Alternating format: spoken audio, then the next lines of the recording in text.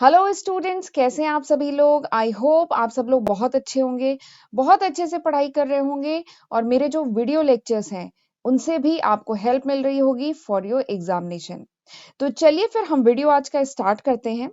मैं हूं Pooja Singh and welcome back to my channel accounting master class and this is the 30th lecture. ये हमारा 30वां लेक्चर है on economics subject. Last lecture में हमने ये सारे टॉपिक जो आपको स्क्रीन पे इस टाइम दिख रहे हैं, ये सारे ही टॉपिक लास्ट के 2 लेक्चर्स में हमने डिस्कस किए थे।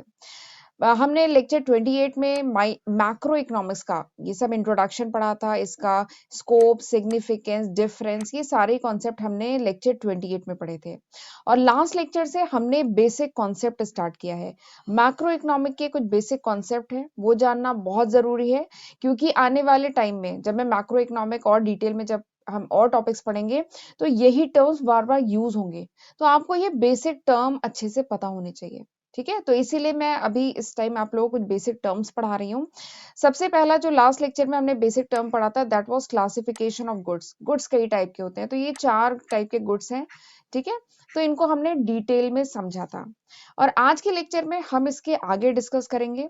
आज भी हम कुछ बेसिक कॉन्सेप्ट डिस्कस करने वाले हैं मैक्रो इकोनॉमिक्स के। ठीक है, और आज जो बेसिक कॉन्सेप्ट डिस्कस करेंगे दैट इज इन्वेस्टमेंट। और ये जो इन्वेस्टमेंट है इसके 2 मेन कंपोनेंट है, फिक्स इन्वेस्टमेंट, इन्वेंट्री इन्वेस्टमेंट। तो वो हम आज के लेक्चर में समझेंगे। ग्रॉस इन्वेस्टमेंट, नेट इन्वेस्टमेंट समझेंगे and depreciation, depreciation reserve fund. ठीक है, तो इसके बारे में हम आज के लेक्चर में डिस्कस करने वाले हैं, राइट। और लेक्चर स्टार्ट करने से पहले आपसे एक रिक्वेस्ट है कि इस लेक्चर के ओवर होने के बाद अगर आपको लगे कि आज के लेक्चर में आपने कुछ सीखा है, कुछ कॉन्सेप्ट क्लियर हुआ है, तो प्लीज मुझे कमेंट सेक्शन में जरूर बताइएगा। और वीडियो पसंद आए तो लाइक भी जरूर करिएगा। और चैनल पे फर्स्ट टाइम आए हैं तो प्लीज सब्सक्राइब कर लीजिएगा। नोटिफिकेशन बेल भी प्रेस करना जरूरी है so that you get the notification of my upcoming videos, right. तो चलिए फिर बिना टाइम वेस्ट किए जल्दी से हम अपना लेक्चर स्टार्ट करते हैं। इन्वेस्टमेंट, वैसे तो ये जो टर्म है इन्वेस्टमेंट, ये आपने काफी अपने डे टू डे मतलब टॉक में भी आप यूज करते हैं इस वर्ड को, इन्वेस्टमेंट। इन्वेस्टमेंट का हिंदी में मतलब होता है निवेश। इन्वेस्टमेंट का मतलब क्या होता है? निवेश। ठीक है, तो इन्वेस्टमेंट, इकोनॉमिक्स में इन्वेस्टमेंट का भी मतलब सेम वही है। इन्वेस्टमेंट क्या है? Increase in stock of capital. Investment क्या है? Increase in stock of capital. Stock of capital को इन्वेस्ट करना ताकि उसकी वैल्यू क्या हो? इंक्रीज हो। ठीक है, दैट इज कॉल्ड इन्वेस्टमेंट। तो इन्वेस्टमेंट क्या है? Increase in stock of capital. ठीक, अगर इन्वेस्टमेंट के फॉर्मूले की हम बात करें तो this is I equals to delta K. Investment का फॉर्मूला क्या है? आई इक्वल्स टू डेल्टा के, जिसमें आई क्या है? आई इज इन्वेस्टमेंट, डेल्टा मतलब होता है चेंज और के मतलब कैपिटल स्टॉक। ठीक है, तो जो भी चेंज आता है कैपिटल स्टॉक में, डेल्टा के मतलब चेंज इन कैपिटल स्टॉक। तो जो भी चेंज आता है कैपिटल स्टॉक में ड्यूरिंग द ईयर, किसी पर्टिकुलर ईयर में जो भी चेंज आता है कैपिटल स्टॉक में और जो कैपिटल स्टॉक की वैल्यू जो इंक्रीज होती है ना, इसी को हम कहते हैं इन्वेस्टमेंट। ठीक है, इन्वेस्टमेंट का एक दूसरा नाम भी है, ये जो चेंज इन कैपिटल स्टॉक है ना, इसको कैपिटल फॉर्मेशन भी कहते हैं। ठीक है, और यही तो इन्वेस्टमेंट है। चेंज इन कैपिटल स्टॉक, इसको कैपिटल फॉर्मेशन भी कहते हैं, तो यही तो इन्वेस्टमेंट है। तो इसीलिए इन्वेस्टमेंट का एक दूसरा नाम भी है, investment is equals to capital formation. Investment कहिए चाहे कैपिटल फॉर्मेशन कहिए, बात एक ही है। तो इन्वेस्टमेंट मतलब समझ में आ गया? Increase in stock of capital, जो भी स्टॉक ऑफ कैपिटल है उसकी वैल्यू इंक्रीज करे। ठीक है, तो उसके लिए हम क्या करते हैं? इन्वेस्टमेंट करते हैं, निवेश करते हैं। ठीक है, दिस इज इन्वेस्टमेंट। फॉर्मूले की बात करें, फॉर्मूला भी आपको एग्जाम में लिखना होगा, आई इक्वल्स टू डेल्टा के, दिस इज इन्वेस्टमेंट। एक और टर्म्स में एक दूसरे तरीके से हम इन्वेस्टमेंट को ये भी डिफाइन कर सकते हैं कि इन्वेस्टमेंट क्या है? It's a total production of capital good during the accounting year. यानी किसी अकाउंटिंग ईयर में जो टोटल प्रोडक्शन होता है कैपिटल गुड का, इसको इन्वेस्टमेंट कहते हैं। ठीक है, अब ये कैपिटल गुड, ये जो वर्ड है कैपिटल गुड, ये क्या होता है? इसीलिए मैं बेसिक टर्म्स पढ़ा रही हूँ। ये कैपिटल गुड हमने लास्ट लेक्चर में डिस्कस किया था, याद है? हमने क्लासिफिकेशन ऑफ गुड्स पढ़ा था, तो उसी में एक था कैपिटल गुड। कैपिटल गुड मतलब फिक्स एसेट्स होता है। ठीक है, तो जो भी टोटल प्रोडक्शन होता है फिक्स एसेट का ड्यूरिंग द अकाउंटिंग ईयर, वही क्या होता है? इन्वेस्टमेंट। ठीक, तो आई होप अब आपको इन्वेस्टमेंट अच्छे से समझ में आ गया होगा। इन्वेस्टमेंट क्या है? निवेश करना ताकि स्टॉक ऑफ कैपिटल को इंक्रीज कर सके, दिस इज इन्वेस्टमेंट। ठीक, अब इन्वेस्टमेंट के 2 कंपोनेंट्स हैं, fix investment and inventory investment. ठीक है, दो टाइप के कह लीजिए इन्वेस्टमेंट है, fix investment and inventory investment. Fix investment क्या है?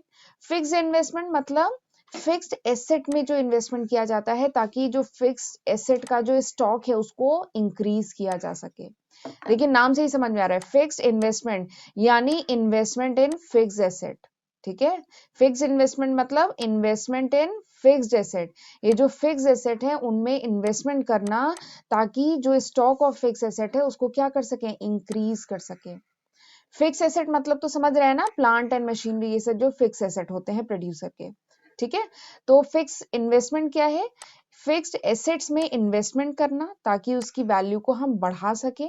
ठीक है, जो भी प्रोड्यूसर है उसके फिक्स एसेट में इन्वेस्टमेंट करना ताकि उसकी वैल्यू को क्या कर सके, फिक्स एसेट को बढ़ा सके ड्यूरिंग द अकाउंटिंग ईयर, किसी अकाउंटिंग ईयर में।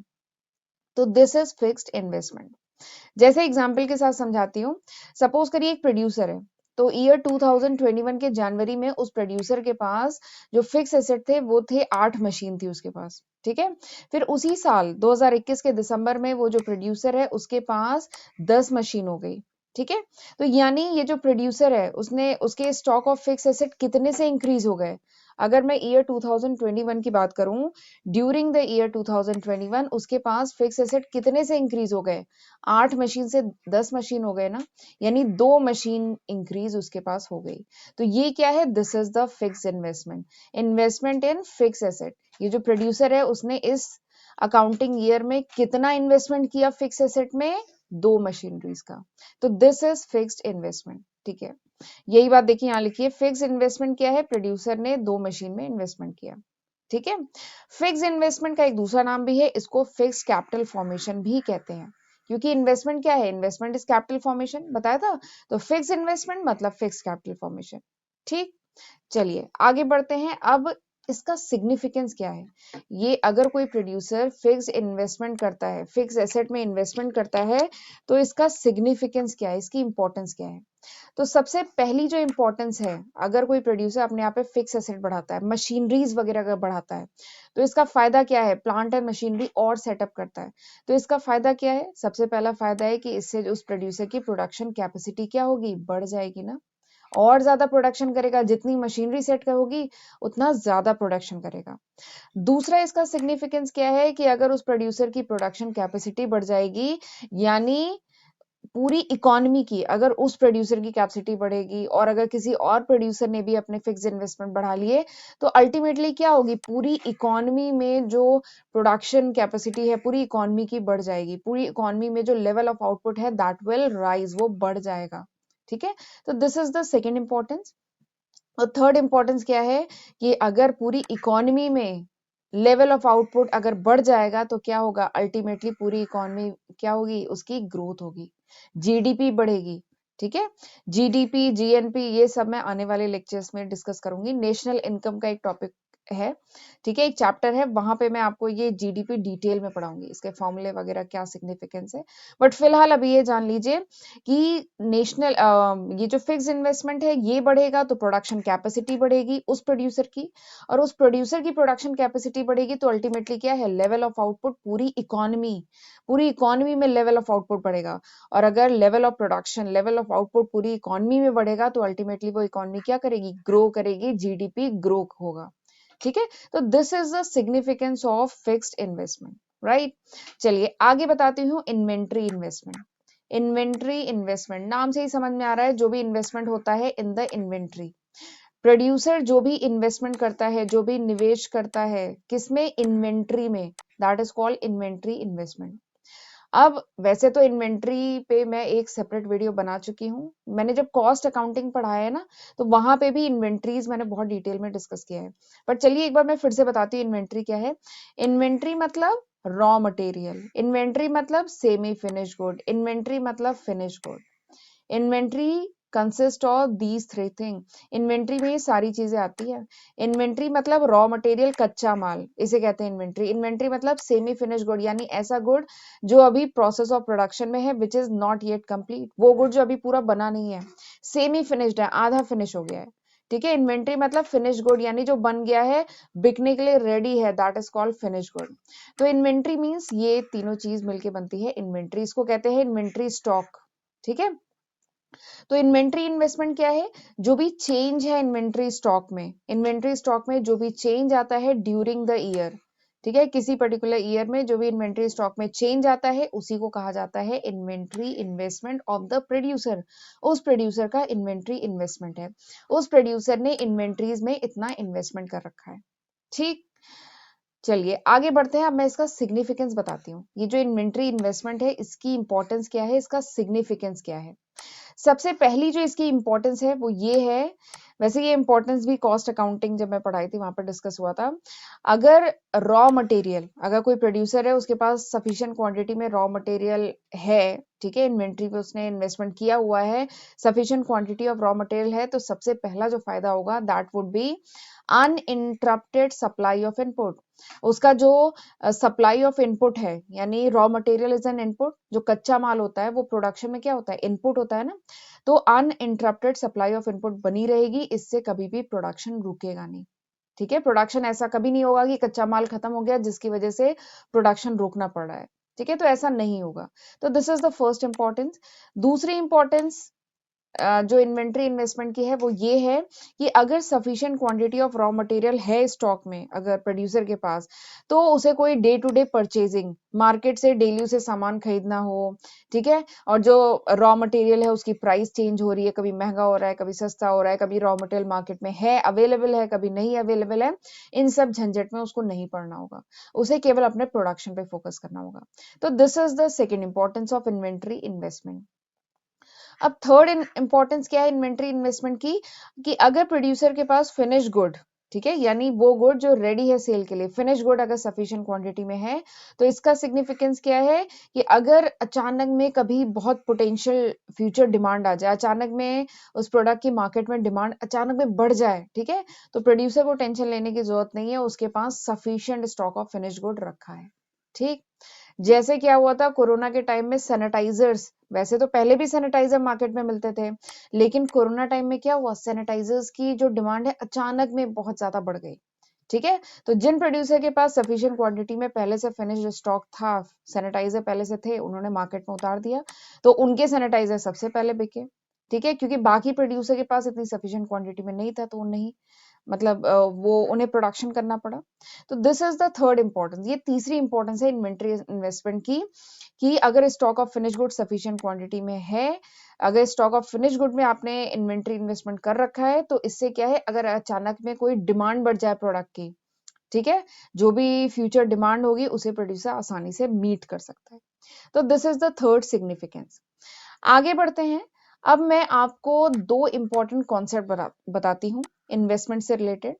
One is gross investment, other is net investment. Gross investment and net investment. Gross investment क्या होता है? ग्रॉस इन्वेस्टमेंट मतलब total production of capital good. देखिए फिर से कैपिटल गुड की बात आ रही है, और अगर किसी बच्चे ने मेरा लास्ट लेक्चर नहीं देखा होगा जहां पे मैंने क्लासिफिकेशन ऑफ गुड्स डिस्कस किया है, तो वो कैपिटल गुड नहीं समझ पाएगा, तो इसलिए मैंने खैर यहाँ पर लिख दिया है fix asset is capital good. ठीक है, तो इसीलिए मैं कहती हूँ कि सारे ही वीडियो देखना जरूरी है और सीक्वेंस में देखना जरूरी है। ठीक है, इसीलिए मैं वीडियोस की नंबरिंग भी कर रही हूँ। ठीक है, तो इन्हें सीक्वेंस में देखिएगा। ठीक, तो ग्रॉस इन्वेस्टमेंट क्या होता है? ग्रॉस इन्वेस्टमेंट मतलब total production of capital good. ये जो कैपिटल गुड है यानी फिक्स एसेट है, उनका टोटल प्रोडक्शन कितना हो रहा है ड्यूरिंग द ईयर। ठीक है, ड्यूरिंग द ईयर टोटल कितना प्रोडक्शन हुआ है कैपिटल गुड का, फिक्स एसेट्स का, इसी को कहा जाता है ग्रॉस इन्वेस्टमेंट। ठीक, अब एक खास बात है, ये जो ग्रॉस इन्वेस्टमेंट है ना, इसमें वो कैपिटल गुड, ध्यान से समझिएगा, वो फिक्स एसेट जिनका यूज किया जाता है for replacement of existing capital stock. यानी देखिए, सपोज करिए कोई मशीनरी आप यूज कर रहे थे, ठीक है, अपनी फैक्ट्री में एक मशीनरी यूज कर रहे थे, कई सालों से यूज हो रही थी, तो अब वो क्या होगी, वर्न आउट होगी। ठीक है, खराब होती जाएगी वो मशीन, यूज से वियर एंड टीयर होता जाएगा, उसे अब एक समय के बाद, एक लाइफ के बाद उस मशीन को रिप्लेस करने की जरूरत होगी। ठीक है, तो यही बात यहाँ पे कही गई है कि जो ग्रॉस इन्वेस्टमेंट जो टर्म होता है, इसमें वो कैपिटल गुड, वो फिक्स एसेट जिसका यूज किया जाता है for replacement of your old capital stock, जो आपके पास पहले मशीनरी थी, जो अब वर्न आउट हो गई है वियर एंड टीयर के कारण, अब उसकी लाइफ खत्म होने पे आ गई है, उसको रिप्लेस करने के लिए जो कैपिटल गुड रिक्वायर्ड है ना, वो भी इस ग्रॉस इन्वेस्टमेंट में इंक्लूडेड होता है। ठीक, ये एक इम्पॉर्टेंट बात है जो आपको ध्यान में रखनी है, क्योंकि ये बात अगर ध्यान में रहेगी तभी आप नेट इन्वेस्टमेंट निकाल पाएंगे। ठीक है, तो ग्रॉस इन्वेस्टमेंट तो समझ में आ गया, जो भी टोटल प्रोडक्शन है कैपिटल गुड्स का during the year, that is gross investment. अगर आपको नेट इन्वेस्टमेंट निकालना है तो net investment is equals to gross investment minus depreciation. Net investment निकालने के लिए आपको क्या करना पड़ेगा, ग्रॉस इन्वेस्टमेंट में से डेप्रिसिएशन माइनस करिए, ग्रॉस इन्वेस्टमेंट में से डेप्रिसिएशन माइनस करिए तो क्या आएगा, नेट इन्वेस्टमेंट। ठीक है, और डेप्रिसिएशन क्या है, डेप्रिसिएशन हमने वैसे अकाउंट्स में भी डिटेल में पढ़ा हुआ है डेप्रिसिएशन। ठीक है, बट यहाँ पे इकोनॉमिक्स में डेप्रिसिएशन, ठीक है, वही डेप्रिसिएशन, देखिए एक बात मैं हमेशा कहती हूँ कि बेसिक कॉन्सेप्ट नहीं चेंज होता, तो सही में डेप्रिसिएशन का वही मतलब है जो आपने अकाउंट्स में पढ़ा है, लेकिन क्योंकि इकोनॉमिक्स और हम इन्वेस्टमेंट पढ़ रहे हैं, तो डेप्रिसिएशन का एक और नाम है यहाँ पे रिप्लेसमेंट इन्वेस्टमेंट। फिक्स एसेट में डेप्रिसिएशन होता है, जिसके कारण क्या होता है, एक पर्टिकुलर लाइफ के बाद उन एसेट्स को रिप्लेस करने की जरूरत पड़ती है। ठीक है, तो वो जो इन्वेस्टमेंट होता है ना, दैट इज रिप्लेसमेंट इन्वेस्टमेंट। तो अभी मैंने बताया था कि ये जो ग्रॉस इन्वेस्टमेंट होता है, इसमें रिप्लेसमेंट इन्वेस्टमेंट इंक्लूडेड होता है, यही बात यहाँ पे देखिए लिखी गई है ना, ये जो नोट करके मैंने लिखा है इसमें यही बात है कि ये जो ग्रॉस इन्वेस्टमेंट होता है, इसमें रिप्लेसमेंट इन्वेस्टमेंट इंक्लूडेड होता है। तो ग्रॉस इन्वेस्टमेंट में से अगर रिप्लेसमेंट इन्वेस्टमेंट माइनस करेंगे ना, तो क्या आएगा, नेट इन्वेस्टमेंट।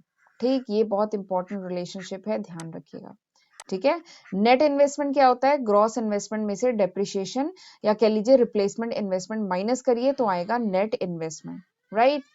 अब ये जो नेट इन्वेस्टमेंट है, इसका सिग्निफिकेंस क्या है, नेट इन्वेस्टमेंट का सिग्निफिकेंस क्या है, तो वही सिग्निफिकेंस है सिंपल सा, कि अगर नेट इन्वेस्टमेंट बढ़ेगा तो किसी प्रोड्यूसर की प्रोडक्शन कैपेसिटी बढ़ेगी, प्रोडक्शन कैपेसिटी बढ़ेगी यानी ज्यादा से ज्यादा मशीनरी वगैरह सेटअप करेगा, तो उससे क्या होगा, एम्प्लॉयमेंट और ज्यादा बढ़ेगा। ठीक है, एम्प्लॉयमेंट अपॉर्चुनिटी बढ़ेगी, एम्प्लॉयमेंट अपॉर्चुनिटी बढ़ेगी, लोगों को एम्प्लॉयमेंट बढ़ेगा, लोगों का लिविंग स्टैंडर्ड बढ़ेगा, ठीक है, डिमांड बढ़ेगी और अल्टीमेटली प्रोडक्शन और बढ़ेगा, और जिससे अल्टीमेटली क्या होगा, जीडीपी ग्रोथ होगी।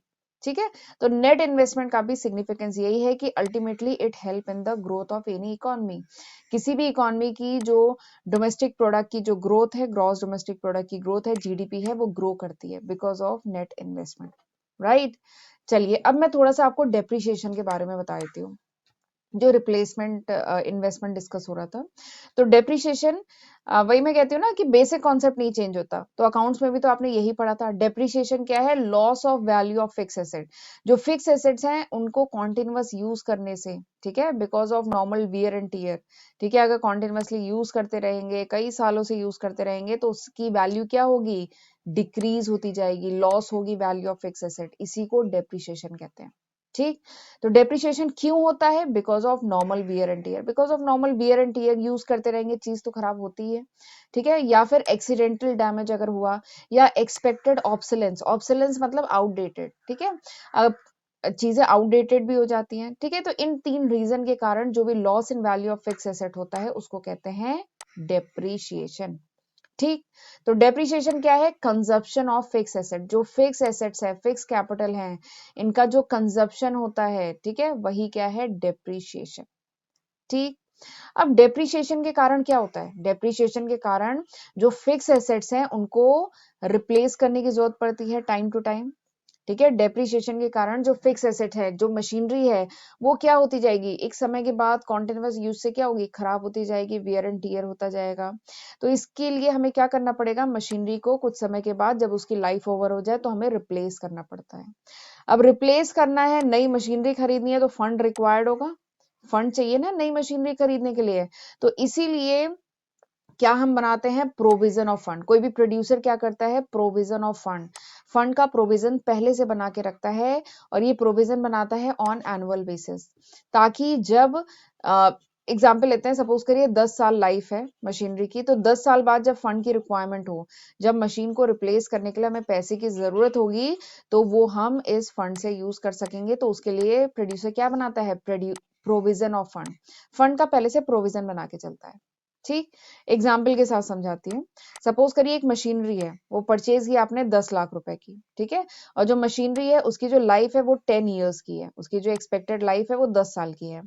तो यहाँ पे जो एनुअल प्रोविजन बनाएगा producer, annual provision of fund बनाएगा, वो कितना बनाएगा, 10 लाख को 10 से डिवाइड करेंगे तो आएगा 1 लाख। यानी वो प्रोड्यूसर हर साल 1 लाख रुपए एक रिजर्व फंड बनाएगा, जिसका नाम होगा डेप्रिसिएशन रिजर्व फंड।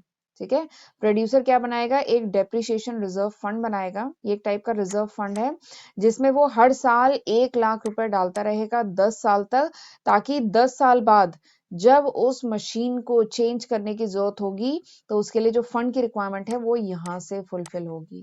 ठीक है, डेप्रिसिएशन रिजर्व फंड से। तो this is the concept of depreciation reserve fund.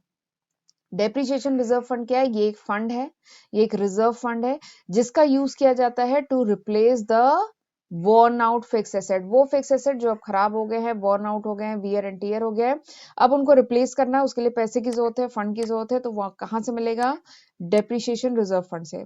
और इसमें पैसा आया कहाँ से, आपने ये कैलकुलेट किया, 10 लाख की मशीनरी थी, 10 साल लाइफ थी, डिवाइड कर दिया, 1 लाख आया। यानी हर साल अगर मैं 1 लाख इकट्ठा करती जाऊं तो 10 साल बाद 10 लाख इकट्ठा हो जाएंगे, जिसको हम यूज कर सकते हैं for replacement of fix asset.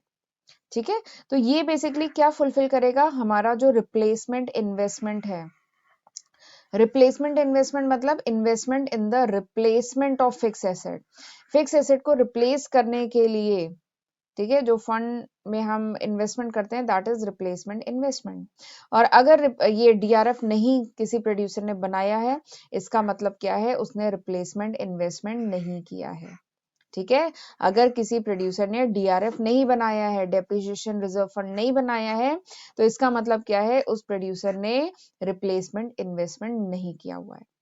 तो this is the concept of DRF, depreciation reserve fund and depreciation. ठीक, ये इंपॉर्टेंट टर्म है, इसलिए पढ़ा रही हूँ क्योंकि आगे जब मैक्रो इकोनॉमिक्स में और टॉपिक हम पढ़ेंगे तो ये टर्म बार बार यूज होंगे, तो आपको बेसिक कॉन्सेप्ट क्लियर होना चाहिए। ठीक है, तो चलिए, this was all about this lecture, ये था पूरे आज के लेक्चर का कंटेंट। मुझे कमेंट सेक्शन में जरूर बताइएगा कि हाउ वाज दिस लेक्चर, ये लेक्चर कैसा था। ठीक है, चलिए मिलते हैं अगले लेक्चर में। अगले लेक्चर में मैं ये टॉपिक पढ़ाऊंगी जो आपको स्क्रीन पे इस टाइम दिख रहा है। कुछ और बेसिक कॉन्सेप्ट पढ़ेंगे मैक्रो इकोनॉमिक के, फ्लो कॉन्सेप्ट, स्टॉक कॉन्सेप्ट, और दोनों के बीच में डिफरेंस क्या है, राइट। तो ये सारे कॉन्सेप्ट हम अगले लेक्चर में पढ़ने वाले हैं। ठीक है, तो चलिए फिर मिलते हैं अगले लेक्चर में, तब तक अपना ध्यान रखिएगा। God bless you.